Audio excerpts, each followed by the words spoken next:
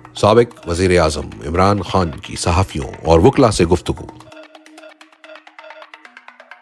آج اہل خانہ نے مجھے اسلام آباد قتل عام کی مکمل تفصیلات سے آگاہ کیا کہ کیسے ہمارے پرامن مظاہرین پر سیدھی گولیاں چلائی گئیں اور آئین و قانون کی بات کرنے والے درجنوں نہتے شہریوں کو شہید اور سینکڑوں کو زخمی کیا گیا۔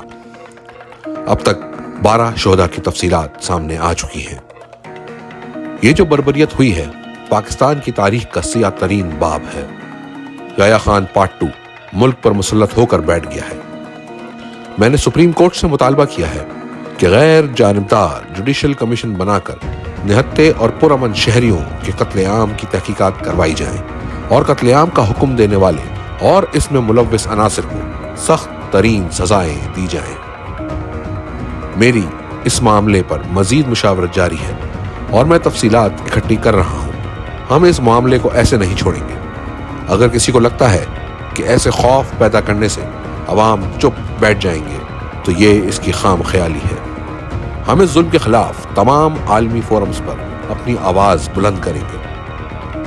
تحریک انصاف کی قیادت کو ہدایت کی ہے کہ ذمہ داران بشمول شہباز شریف اور محسن نقوی پر FIR کٹوائیں۔ دنیا کے کس ملک میں جمہوری احتجاج پر یوں سیدھے فائر کھولے جاتے ہیں؟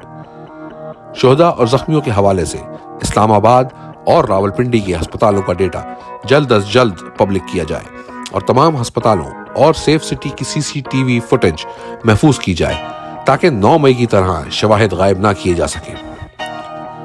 میں نے اپنی پارٹی اور وزیر اعلیٰ خیبر پختونخوا کو ہدایت دی ہے کہ شہداء کے لواحقین اور زخمیوں کی دیکھ بھال اور ان کی فلاح و بہبود کی ذمہ داری لیں۔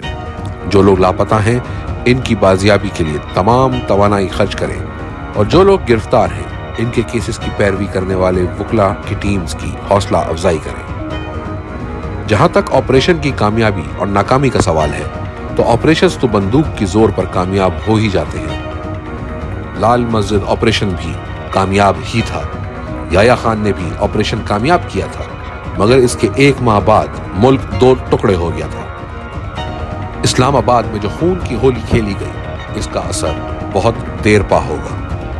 بشرا بی بی کو میں نے ہدایت دی تھی کہ احتجاج کو کس طرح اسلام آباد لے کر جانا ہے۔ انہوں نے جو کیا میری ہدایات کے مطابق ہی کیا۔ تحریک انصاف کے عہدیداران اور کارکنان متحد اور منظم ہو کر ملک پر مسلط مافیا کے خلاف اپنی حقیقی آزادی کی جد و جہد کے اگلے مرحلے کی تیاری کریں۔ یہ سیاست نہیں، جہاد ہے۔